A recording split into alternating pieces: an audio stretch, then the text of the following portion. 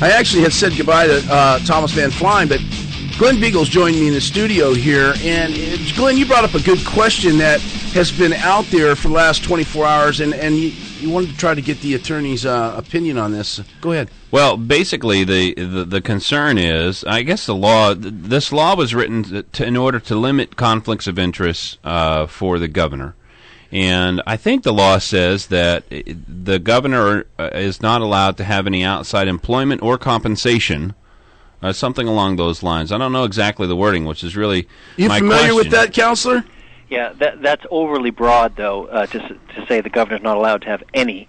What it is the governor or any executive branch employee cannot have a full-time employment that interferes with their job duties. And that's really the nuts and bolts of it. What was do you know what the language was?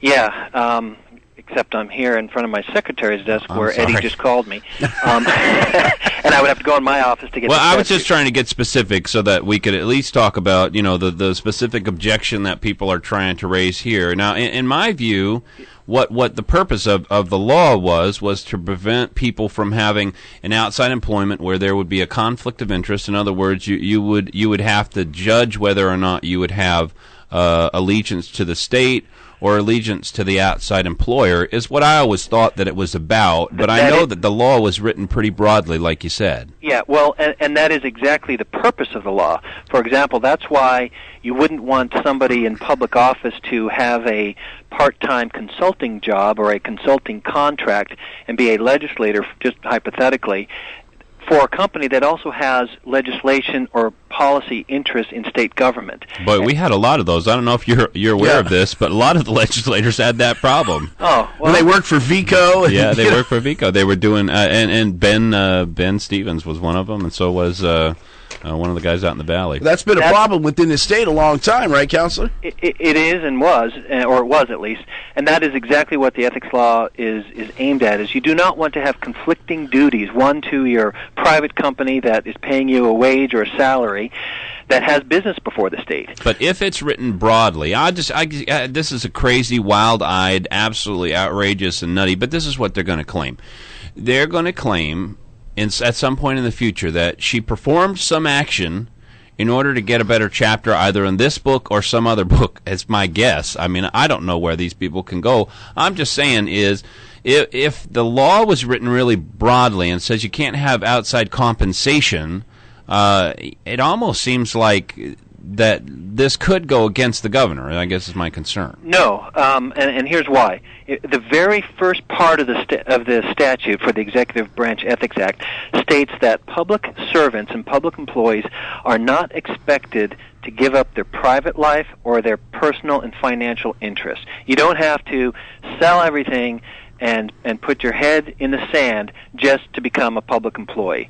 So the focus there is not a per se bar on having a private life, and that can include work for compensation. You could be a farmer on the weekend and still go to work on Monday at the state office building, and that's not going to be a conflict of interest in all probability, unless you're also working for the Department of Agriculture and you're trying to steer loans to your own business. That's where it would become a conflict.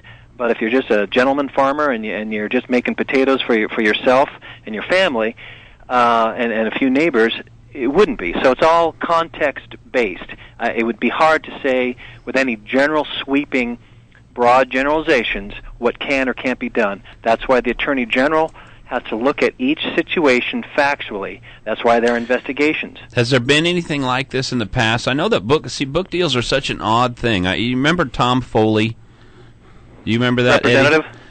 He was the head of the federal House of Representatives. Yeah, Tom Foley used to be Speaker of the House. But anyway, he wrote a book. I'm just trying to figure out where we are, I guess, in the whole spectrum. But Glenn, you're dealing. Some of these people out there are freaks. You know what? And they're going to find some way to do an ethics complaint. Well, that's what I'm wondering is the end game here. It won't make sense to you and I because none of the rest of them have made sense. So to try to sit here and try to figure out it is actually pretty astonishing to try to figure out where these people will file the next ethics complaint, isn't it, Counselor?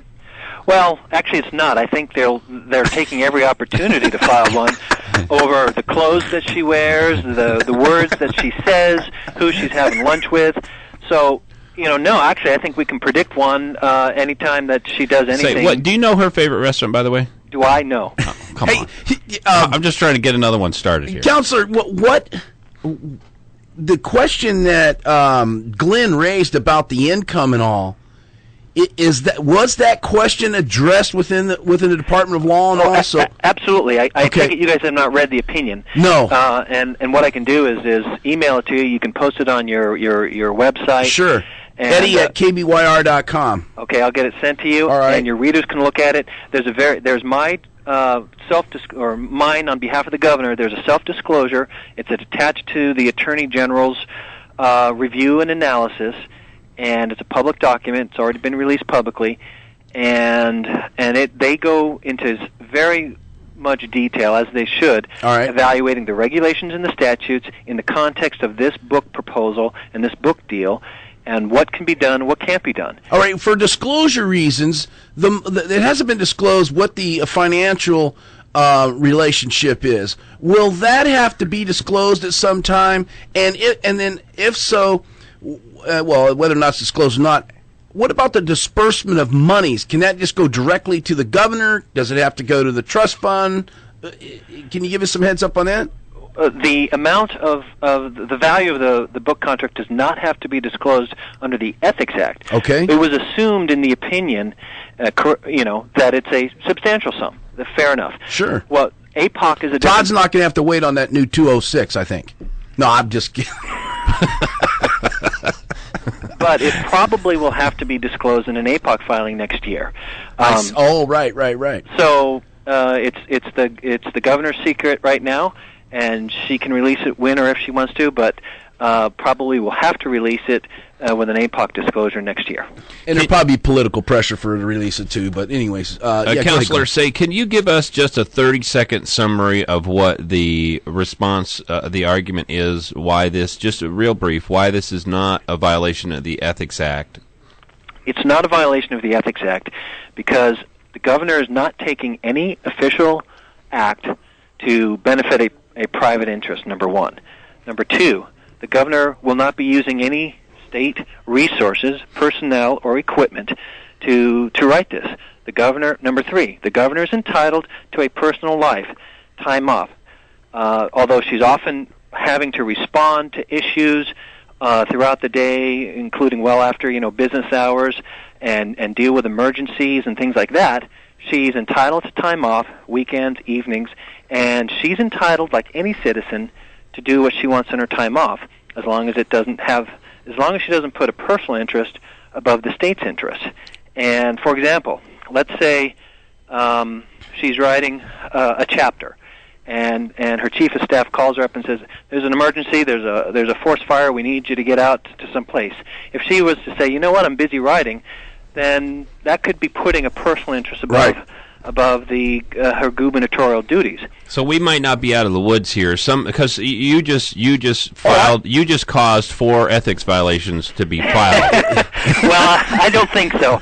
But the fact of the matter is, this governor would respond to anything, and is always doing that. Almost around the clock. That is her job. I can see one of these idiots out there that would say, well, the governor left state for this, and she should have been back here, and she was probably out writing her book. It's unbelievable. Let's take